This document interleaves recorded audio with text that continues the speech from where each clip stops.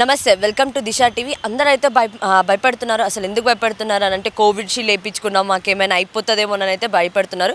So అసలు ఇదంతా నిజమా కాదా, అసలు ఏం జరుగుతుంది అనేది అయితే మనతో పాటు అయితే ప్రస్తుతానికి డాక్టర్ రాజు పల్మనాలజిస్ట్ అయితే ఉన్నారు. సో కరెక్ట్గా ఆయనను తెలిసి కనుక్కుందాం అసలు ఏంటిది, అసలు నిజమేనా అనేది. సో సార్ చెప్పండి, అసలు కోవిడ్ షీల్డ్ తీసుకున్న వాళ్ళందరికీ అయితే ఏదో ఒక సైడ్ ఎఫెక్ట్ వస్తుందని చెప్పి అయితే చెప్తున్నారు. అది అసలు నిజమేనా? ఇప్పుడు మనము కోవిషీల్డ్ టాపిక్ రావడానికి గల కారణం ఏంటి అంటే ఈ అసలు సైడ్ ఎఫెక్ట్స్ గురించి యూకేలో ఒక వ్యక్తి తన బ్రెయిన్లో బ్లడ్ క్లాట్ అయి తన చావు బతుకుల్లో ఉన్నాను, దానికి కారణం కోవిషీల్డ్ అనే వ్యాక్సిన్ వల్లనే అని చెప్పేసి తను కేసు వేయడం జరిగింది. మరి ఆ కేసు వాదనలో భాగంగా ఆస్ట్రాజెనికా కంపెనీ ఏదైతే ఆ కోవిషీల్డ్ వ్యాక్సిన్ ఉత్పత్తి చేసిందో తన వాదనలో చెప్పింది ఏంటి అంటే మా వ్యాక్సిన్ వల్ల వచ్చే అవకాశం ఉంది అని చెప్పింది, కానీ ఖచ్చితంగా మా వ్యాక్సిన్ వల్లనే వచ్చిందని అయితే చెప్పలేదు. అంటే దాని అర్థం ఏంటి అంటే ఏ వ్యాక్సిన్ అయినా సరే, కోవిషీల్డ్ అనే కాదు ఎటువంటి వ్యాక్సిన్ అయినా సరే సైడ్ ఎఫెక్ట్స్ కొన్ని ఉంటాయి. ఆ సైడ్ ఎఫెక్ట్స్ని మనం రెండు రకాలుగా చెప్పొచ్చు, short term side effects, long term side effects. Short term side effects అంటే ఏంటి అంటే వ్యాక్సిన్ తీసుకున్న వెంటనే జ్వరం కానీ, తలనొప్పి కానీ, బాడీ పెయిన్స్ కానీ అలా రావడం, అవి చాలా ఎక్కువ మందికి వచ్చి ఉంటాయి, కొంతమందికి రాకపోయి కూడా ఉండొచ్చు. అవి మనం కోవిడ్ వ్యాక్సిన్ తీసుకున్న సమయంలో కూడా జరిగినాయి అన్నమాట. అవి వెంటనే 1-2 రోజులు తగ్గిపోతాయి. లాంగ్ టర్మ్ సైడ్ ఎఫెక్ట్స్ అంటే కొన్ని సంవత్సరాల తర్వాత వచ్చేటువంటివి. ఈ లాంగ్ టర్మ్ సైడ్ ఎఫెక్ట్స్ అనేటువంటివి ఇప్పటి వరకు అయితే పరిశోధనలో అయితే తేలలేదు, కానీ వచ్చే అవకాశం ఉంది అని మాత్రం చెప్పడం జరిగింది. మరి అది ఎంతమందికి వస్తుంది అని చెప్పాలి అని అయితే కోట్లలో ఎక్కడో కొంతమందికి, అంటే 10 లక్షల్లో ఒక 15 మందికి రావడం అనేటువంటిది జరుగుతుందనేది అయితే ఏ వ్యాక్సిన్ వల్లైనా ఉంటుంది. అంటే అడినో వైరస్ సంబంధించినటువంటి దాని యొక్క వెక్టార్ని తీసుకొని ఉత్పన్నం చేసిన వ్యాక్సిన్ల ద్వారా వచ్చేటువంటి అవకాశం ఉంది. కోవిషీల్డ్ కూడా ఆ జాతికి సంబంధించిందే కాబట్టి మనకి 10 లక్షలలో 15 మందికి. అంటే ఇప్పుడు వ్యాక్సిన్ ఎందుకు తీసుకున్నాము అంటే కోవిడ్ మరణాల నుంచి తప్పించుకోవడానికి వ్యాక్సిన్ తీసుకోవడం జరిగింది. అదే కోవిడ్ వ్యాక్సిన్ మనం ఆ సమయంలో తీసుకోకపోయి ఉన్నట్లయితే ఎన్నో మరణాలు సంభవించేది. కానీ ఈ సైడ్ ఎఫెక్ట్స్ వస్తుంది అని చెప్పేసి మనం తీసుకోకుండా అయితే ఉండడం అయితే కరెక్ట్ కాదు. భారతదేశంలో 90% మంది కోవిషీల్డ్ వ్యాక్సిన్ తీసుకోవడం జరిగింది. నేను తీసుకోవడం జరిగింది, నాతో పాటు చాలామంది డాక్టర్లు, వాటితో పాటు డబ్బు ఉన్నవారు లేనివారైన భేదం లేకుండా ప్రతి ఒక్కరు కోవిషీల్డ్ వ్యాక్సిన్ తీసుకోవడం జరిగింది. సో దీని గురించి అయితే ప్రత్యేకంగా భయపడాల్సిన అవసరం అయితే లేదు. ఏదైనా సైడ్ ఎఫెక్ట్స్ వచ్చేవి ఉంటే వెంటనే వచ్చేవి, కానీ లాంగ్ టర్మ్ సైడ్ ఎఫెక్ట్స్ అనేవి చాలా తక్కువగా, అది కూడా చాలా చాలా చాలా అరుదు. సో దాని గురించి అయితే ఖచ్చితంగా భయపడాల్సిన అవసరం అయితే లేదు. సార్ జనరల్గా అందరు ఏమంటున్నారు అని అంటే బ్లడ్ క్లాట్ అవుతుంది, లేకపోతే హార్ట్ అటాక్స్ వస్తాయి, లేకపోతే ప్లేట్లెట్స్ పడిపోతాయి కౌంట్ అనేది చెప్పి అందరు భయపడుతున్నారు. అసలు నిజంగా ఒకవేళ ఈ లాంగ్ టర్మ్లో ఏమైనా రావాల్సి వస్తే ఏజ్ వాళ్ళకి వస్తుంది? ఇప్పుడు మనం మాట్లాడుతుంది అయితే long term Covid vaccine side effect, దాన్నే మనము vaccine induced thrombosis with thrombocytopenia syndrome అనే కండిషన్గా చెప్తాం. నార్మల్గా ఈ కండిషన్లో ఏమవుతుంది అంటే రక్తం అనేటువంటిది రక్తనాళాల్లో గడ్డగట్టడం, ఒకవేళ అది బ్రెయిన్ యొక్క రక్తనాళాల్లో గడ్డగట్టినట్లయితే మనకు పక్షవాతం లేదా స్ట్రోక్ అనేది వస్తుంది. అదే గుండె యొక్క రక్తనాళాల్లో గడ్డగట్టినట్లయితే గుండెపోటు రావడం అనేది జరుగుతుంది. అలా శరీరంలోని ఏ రక్తనాళాల్లో గడ్డగట్టినట్లయితే దానికి సంబంధించినటువంటి కండిషన్గా మనం చెప్తూ ఉంటాం. అయితే ఇప్పుడు ఆ యూకేలో ఆ వ్యక్తి వేసిన కేసు ఏంటి అంటే బ్రెయిన్లో రక్తం గడ్డగట్టింది అని.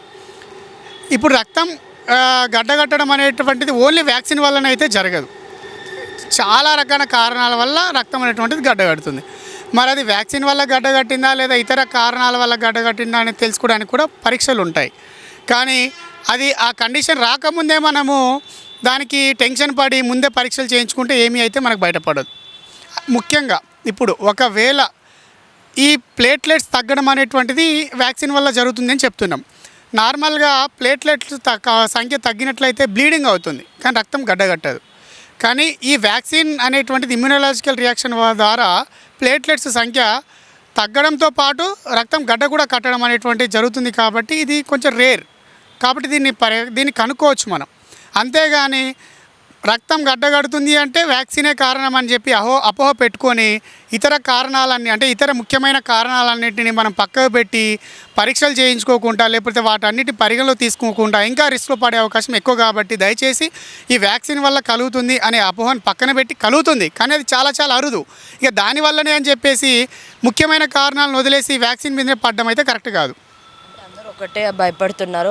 ఫస్ట్ ఏజ్ వాళ్ళకి ఇది ఎఫెక్ట్ అయ్యే ఛాన్సెస్ ఎక్కువ ఉంటాయి సార్, ఎందుకనంటే మనకి ఉంటుంది కదా ఇమ్యూనిటీ పవర్ అనేది. సో ఏ ఏజ్ వాళ్ళకి బాగా ఎఫెక్ట్ అవుతుంది ఇది?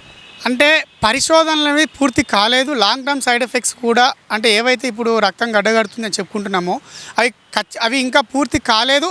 ఇప్పటివరకు చేసిన పరిశోధనల్లో ఈ సైడ్ ఎఫెక్ట్ కూడా బయట పడలేదు.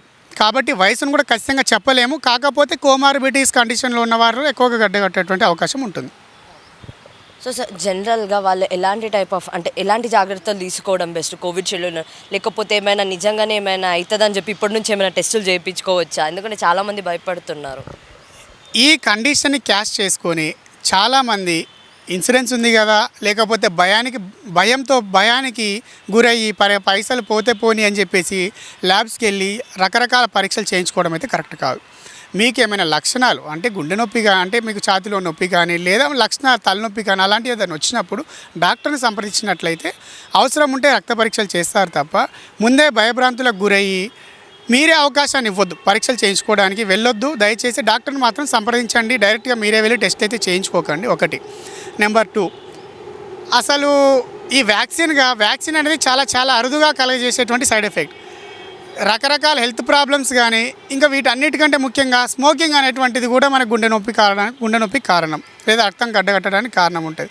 దాన్ని మర్చిపోయి ఆల్కహాల్ స్మోకింగ్ అలాంటివి మర్చిపోయి ఇక మనము కోవిషీల్డ్ వ్యాక్సిన్ మీదనే పడి ముఖ్యమైన కారణాలు మర్చిపోయి ఇంకా ఏమవుతుందంటే ఎక్కువ జబ్బులు వచ్చేటువంటి అవకాశం ఉంటుంది. దీన్ని మిస్ చేయడం వల్ల సడన్గా ప్రాణాల మీద కూడా తెచ్చుకునేటువంటి అవకాశం ఉంటుంది. కాబట్టి కోవిడ్ తర్వాత సిచ్యువేషన్ ఎలా అంటే బాగా స్ట్రెస్ఫుల్ కండిషన్, అంటే బాగా భయభ్రాంతులకు కానీ స్ట్రెస్ కానీ వాటి వల్ల హెల్త్ ప్రాబ్లమ్స్ ఎక్కువ వచ్చే అవకాశం ఉంటుంది. కానీ కోవిషీల్డ్ దానివల్ల వచ్చేటువంటి సైడ్ ఎఫెక్ట్ అనేది మనసులోంచి పక్క తీసేయండి.